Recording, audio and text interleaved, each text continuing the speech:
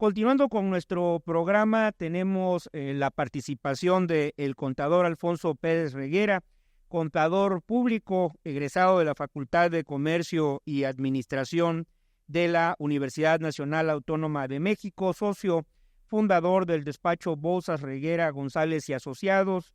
Ha ocupado distintos cargos directivos y en comisiones de trabajo en el Colegio de Contadores Públicos de México, en el Instituto Mexicano de Contadores Públicos, el Instituto Mexicano de Ejecutivos de Finanzas y el Consejo Mexicano de Normas de Información Financiera.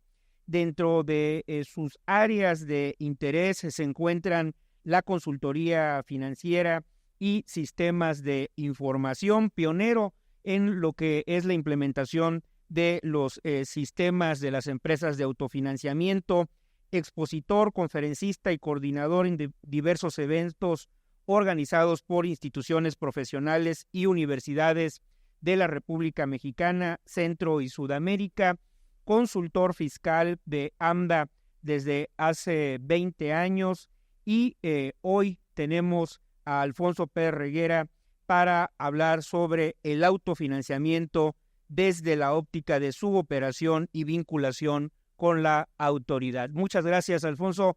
Te voy a pedir un esfuerzo de síntesis para que podamos recuperar el tiempo que llevamos en exceso de nuestra agenda. Bienvenido, Alfonso.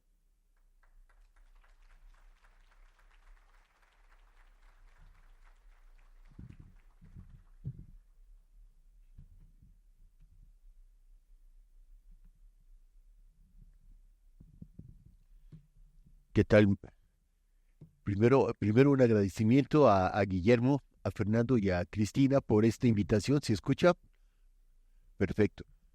Me pidió Cristina que en la presentación habláramos nosotros de los antecedentes que hay, cómo se forman estos negocios de autofinanciamiento. También me solicitó que habláramos, sobre todo porque es una plática hacia vendedores, cómo están las finanzas, qué es una empresa de autofinanciamiento, que hay que ver en ella desde el punto de vista de los números, y como ya comentó Guillermo, también hay que ver el tema de cómo se manejan las empresas desde el punto de vista de su relación con las autoridades. Entonces, si me lo permiten, empezamos. Lo primero que hacemos con ustedes es manejar ahí en la presentación la definición del autofinanciamiento. Y en la definición del autofinanciamiento, pues esta ni siquiera la voy a leer, todos ustedes la conocen. Valdría la pena nada más recordar, y esto sí me lo pidió Cristina, de dónde viene esto. Curiosamente no es algo que se invente en México, esto llega en los 80s y llega de nuestros queridos amigos sudamericanos, llega de Brasil y de Argentina. Brasil y Argentina ya habían quebrado sus países y México, siguiéndolos, también quiebra dos sexenios seguidos. Estamos hablando de los 80s. Esto es importante para los jóvenes. Cuando digo que México quiebra, no estoy hablando de que quebró una empresa, estoy hablando de que quebró un país. Y al quebrar el país, lo que sucede es que la inflación se dispara, y al mismo tiempo que la inflación se dispara, nos quedamos sin dinero. En la AMDA tuvimos como asesor al licenciado Jesús Silva Herzog, lo recordarás, Guillermo, y a don Jesús nos habló ya en confianza de que cuando él llega a la Secretaría de Hacienda, en una de esas crisis recurrentes que teníamos en México, llega y tenía que pagar la nómina. ¿Y saben cuánto tenía para pagar la nómina? 0 pesos, 0 centavos. Más bien tenía saldos negativos. Ese es el México en el que empieza el autofinanciamiento. Y entonces se nos decía que este sistema que les digo copiamos de Argentina y de Brasil, lo que hacía es que tomaba como experiencia el hecho de que el dinero fuera caro y fuera escaso. Si el dinero era caro y era escaso, lo que teníamos que hacer es otro sistema. Y curiosamente el sistema que se queda es la famosa tanda mexicana, con algunas características. ¿Cuáles son estas características? Tiene que ser una tanda organizada. Tiene que haber un tercero, en este caso las empresas de autofinanciamiento, que vayan manejando este tipo de tandas. Son tiempos difíciles, pero lo que ocurre es que esos tiempos difíciles con estos nuevos sistemas se pudieron ir solucionando. Algo de historia, como les dije, esto llega a finales de los 70s. Curiosamente lo trae un grupo de empresas de Guadalajara. Luego de este grupo de empresas de Guadalajara, la primera marca que abre su empresa de autofinanciamiento es Volkswagen. Luego de Volkswagen viene este grupo que todavía sigue muy fuerte ahorita, que es autofinanciamiento de automóviles. Luego viene Sicrea.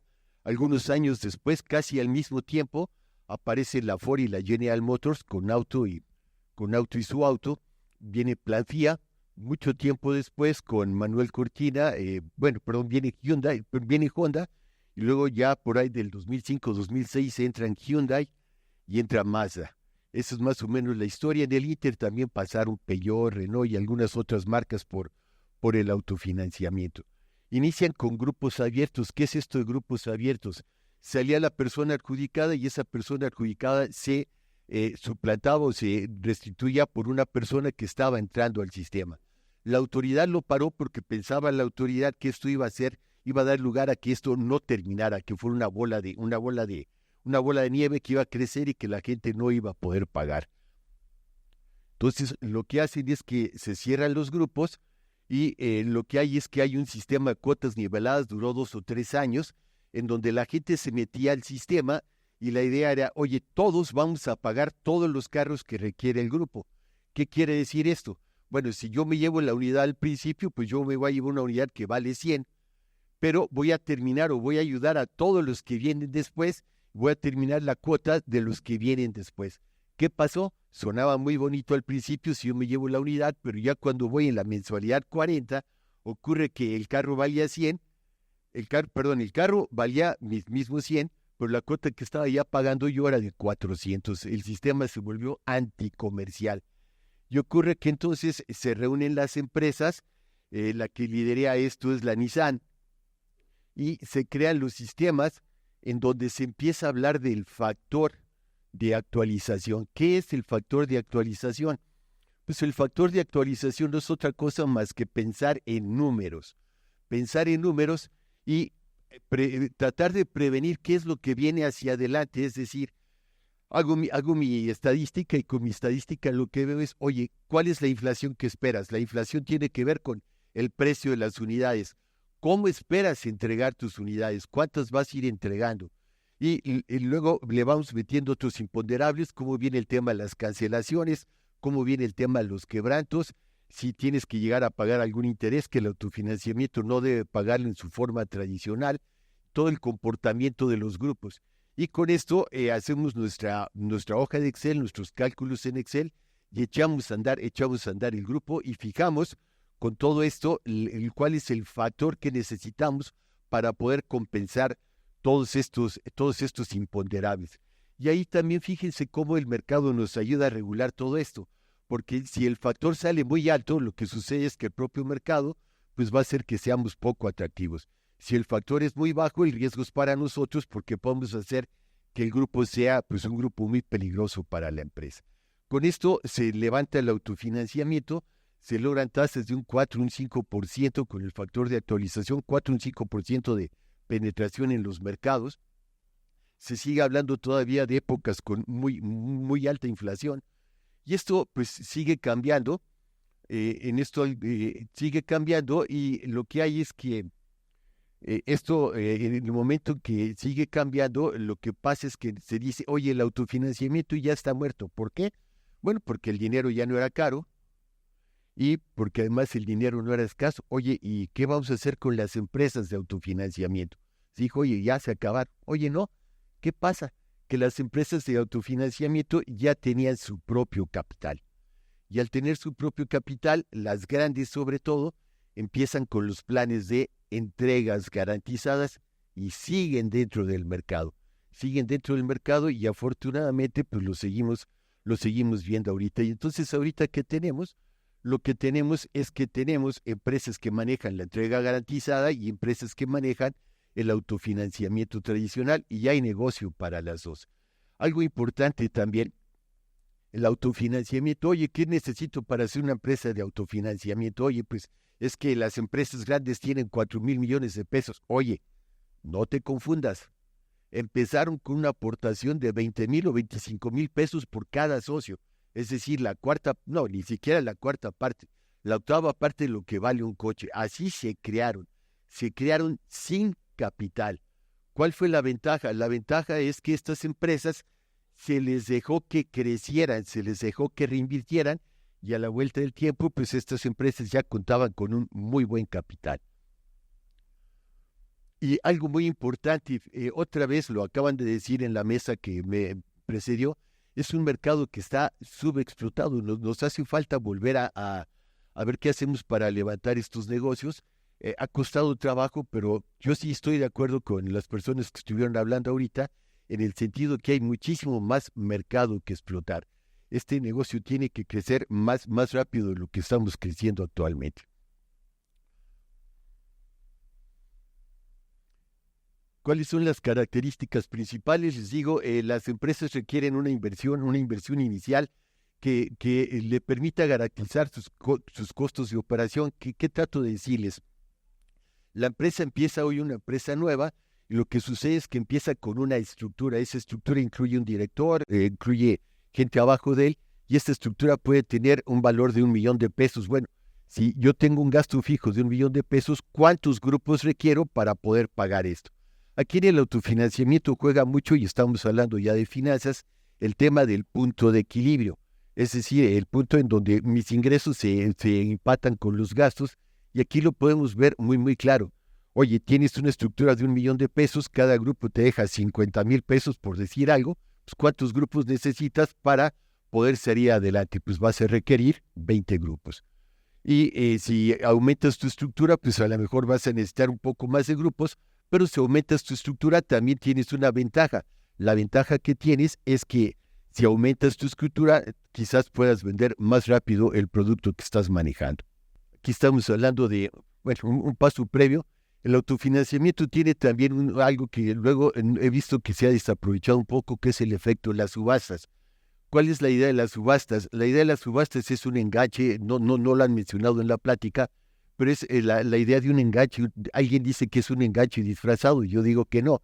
El autofinanciamiento lo que viene a hacer es completar los flujos que tienen las empresas para poder dar más unidades. Aquí estamos haciendo un ejemplo numérico. Ahí lo estoy proyectando, permítanme que no lo lea por falta de tiempo. Ahí va a quedar en su material, pero la idea es, oye, yo estoy cobrando, tengo un grupo de 100 unidades, divido el valor de las unidades, más o menos me alcanza para ir pagando 1.5 o 1.8 unidades. ¿Qué es lo que hago con la subasta? Lo que hago con la subasta es que alcanzo a pagar 2 o 3 unidades con los recursos que me llega de la subasta, y con eso voy en el autofinanciamiento tradicional, entregando más rápido esto. Otro punto importante que hay que ver es las comisiones. En el caso de las comisiones que hay, a ver si logro transmitir esta idea. ¿Qué pasa con las comisiones? Ustedes tienen que ver siempre el juego de los espejos. Ustedes, como empresa de autofinanciamiento, muchas veces cuesta pagar la comisión. Oye, pero ¿qué pasa desde el punto de vista del distribuidor? ¿Cómo haces atractivo el negocio del autofinanciamiento con los distribuidores? Pues a través de el pago de las comisiones. Y las comisiones, ¿cómo se absorben? Pues las comisiones se absorben por los primeros meses que vamos recibiendo las cuotas de administración. Entonces, en el momento en que arrancamos el grupo, los primeros meses van a tener un saldo negativo, porque no hemos alcanzado a pagar las comisiones, pero luego ya vamos a tener forma de recuperarnos. Aquí les quiero mostrar cómo se comporta un autofinanciamiento tradicional. Tienen en una de las partes tienen la información numérica, y recuerden esto: el autofinanciamiento tradicional es una gran tanda. Y la idea es que con las subastas y todo el dinero que vamos generando, pues la autofinanciadora no tenga que prestarle al cliente. Ahí lo tienen ustedes, como las líneas rojas y las líneas azules se empatan, y ahí se van los flujos más o menos nivelados. Es lo que estamos haciendo en la empresa de autofinanciamiento. Y luego, ya por políticas de la empresa, hay un momento en que los egresos, la línea roja, ya en el mes 30, en el mes 40, pues quizás sean un poco más agresivos, porque pretendemos entregar más rápido las unidades, y al final la línea azul supera la línea roja, que es cuando hablamos de los remanentes. Y en el caso de la entrega inmediata, de la entrega garantizada, pues aquí tienen ustedes el comportamiento de la entrega inmediata. ¿Qué sucede? La entrega inmediata la hacen las empresas grandes, las empresas que tienen más tiempo en el mercado. ¿Qué es lo que ellas aprovechan? Pues lo que aprovechan es ese capital que se dio en toda esta época en donde ellos estuvieron reinvirtiendo su dinero. ¿Qué es lo que hay? Ellas ponen el dinero por anticipado para poder entregar las unidades. Ustedes lo pueden ver como la línea roja crece muy rápido y luego permanece igual. ¿Por qué? Pues porque ya se entregaron de entregar las unidades. Luego tenemos nosotros la línea azul. En la línea azul lo que tenemos es que poco a poco vamos recuperando esto y finalmente tenemos el comportamiento de los remanentes que otra vez vuelve a quedar la línea azul arriba de la línea roja. Y recuerden, en estos casos lo que hay es que la empresa de autofinanciamiento quizás en sus propios números tenga que recurrir a préstamos para poder soportar esto. Pero lo que hemos visto es que la gran mayoría de las empresas lo hacen con mínimo de préstamos y básicamente lo están haciendo con sus propios recursos. En cuanto a la vinculación con la autoridad, pues nada más recordarles que los puntos principales del reglamento, muy muy importantes ahorita con tantas revisiones fiscales, es que se manejen dos contabilidades por separado. Se debe manejar la contabilidad de la empresa y la contabilidad del sistema. Los grupos deben de ser cerrados. Existe la obligación para las empresas de autofinanciamiento de entregar siempre una unidad por sorteo, aunque creo que ya en algunos mecanismos alternos ya no lo están haciendo, pero eso es lo que dice el reglamento. Y en la parte fiscal que también me pidió Cristina, lo que hay es la regla es los ingresos, como siempre nos pide renta, se deben de acumular cuando se devenguen. En el caso de ustedes, la gran mayoría de las empresas lo que hacen es que pagan el impuesto sobre la renta conforme a la cobranza y hacen una pequeña estimación de los flujos que van a venir más adelante. Eso ya se funciona a las políticas de la empresa. Lo mismo pasa con el efecto del impuesto al valor agregado y me gustaría cerrar mi plática hablando de los remanentes. ¿Qué pasa con los remanentes? Bueno, primero, ¿qué son los remanentes? Creo que todo el mundo lo conocemos. Los remanentes es algo que queda al final del grupo. Como les digo, ustedes establecen un factor de actualización. Con el factor de actualización echan a andar el grupo y a veces ese remanente es positivo, a veces es negativo. Bueno, ¿qué sucede? Oye, eso cuando se genera es una utilidad para las empresas. Esa utilidad debe pagar impuestos sobre la renta. Pero la gran laguna que había es, oye, ¿y el IVA? ¿Qué es el remanente? El remanente causa IVA. Y estas empresas estuvieron un largo tiempo sin saber qué era lo que tenían que hacer, hasta que la AMDA tomó esto por los toros, el toro por los cuernos, y se logró este planteamiento que están ustedes viendo por ahí del año 2016, donde AMDA le dice al fisco, oye, tengo estos remanentes y necesito saber qué hacer con ellos. ¿Están sujetos al IVA o no están sujetos al IVA?